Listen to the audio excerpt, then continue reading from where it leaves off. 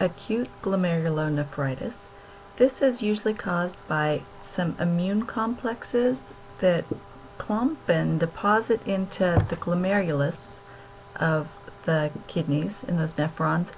Most of the time it's after an infection, and the most common one would be our streptococcal infections. And that can be both the tonsillitis or an impetigo, strep on the skin, but some sort of strep infection. Now what happens is, because of those deposits in the glomerulus, the blood plasma doesn't get filtered very well, which means water is not getting pulled out, and if where water goes, sodium goes, they go together, so both water and sodium are being retained in the plasma, in the blood serum, which means we have more plasma. It just expands the plasma volume because that normal water sodium is not being pulled off, which means we also have more interstitial fluid, because remember, kids are real prone to those fluid shifts. You put more in the blood, it's going to move out into the interstitial as well, which means edema.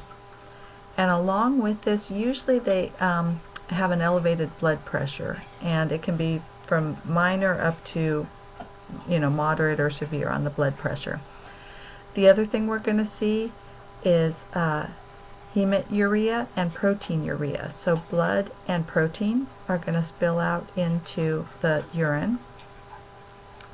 These kids, remember, we're not dumping out water, they're retaining it, so we probably will need a fluid restriction.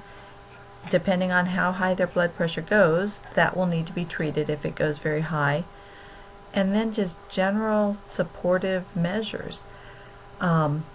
We do want to take, one of the big nursing interventions is those daily weights, making sure we're taking it the same time of the day, the same scale, the child is dressed the same, whether that be in clothes or no clothes, that it's always the same. Now usually this is self-resolving, and that's why we're just doing supportive measures in treating the symptoms that we have, because usually most of the time this clears up on its own.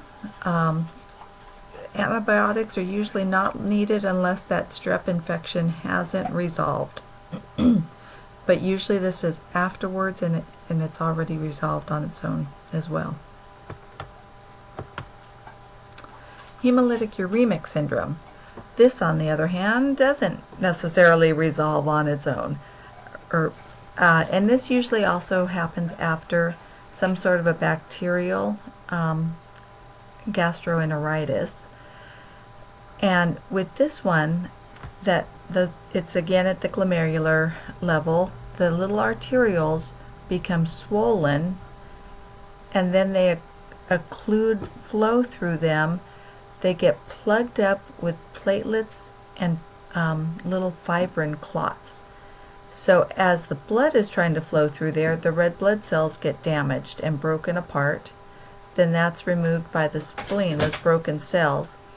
It's diagnosed on this triad of symptoms. We're going to see anemia because of all those broken red blood cells.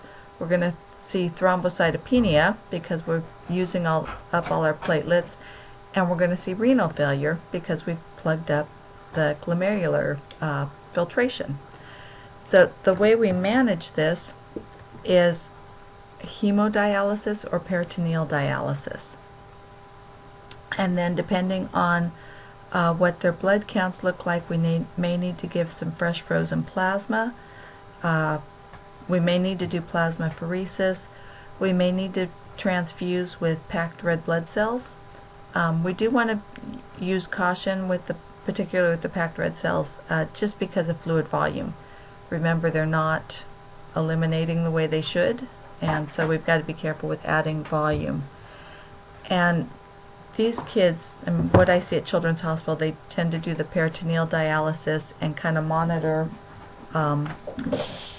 typically the BUN primarily, but BUN and creatinine, and they typically need treatment, but then again, over time it will resolve on its own. And here's just a picture of broken red blood cells. You can see Some are, the top picture they're normal, and the bottom picture there's a bunch of broken ones. Wilms tumor. This is the most common malignancy of the renal system or intra-abdominal tumor of childhood. 90% of the time it's only one kidney. It's a tumor on the kidney. 10% of the time both kidneys will be involved. And what usually parents say is that they notice some abdominal swelling or an abdominal mass. I know one kid that the doctor felt something on a regular well baby visit. So anyway, there's some sort, the abdominal mass is there, either palpable or visible. This requires surgery to take that kidney and the tumor out. Then they'll do chemotherapy and maybe radiation. If both kidneys are involved, you know, obviously that's worse. They may try and do radiation first to shrink the tumor to try and be able to save part of the least affected kidney. But if it's just one kidney, they're going to take it out. This is a tumor that stays encapsulated for a pretty long time. So it has very good survival rates as long as that tumor is still localized, still encapsulated, because we don't want to risk breaking that capsule and spreading this tumor. We don't want to palpate. So if a child is being admitted with either a known or potential Wilms tumor, do not palpate the abdomen. These kids are going to go to surgery pretty quickly, 24 to 48 hours from the time it's found. But during that time, prior to surgery, do not palpate the abdomen. And here's just kind of a picture of that Wilms tumor. You can see it's on the kidney. And that's the end.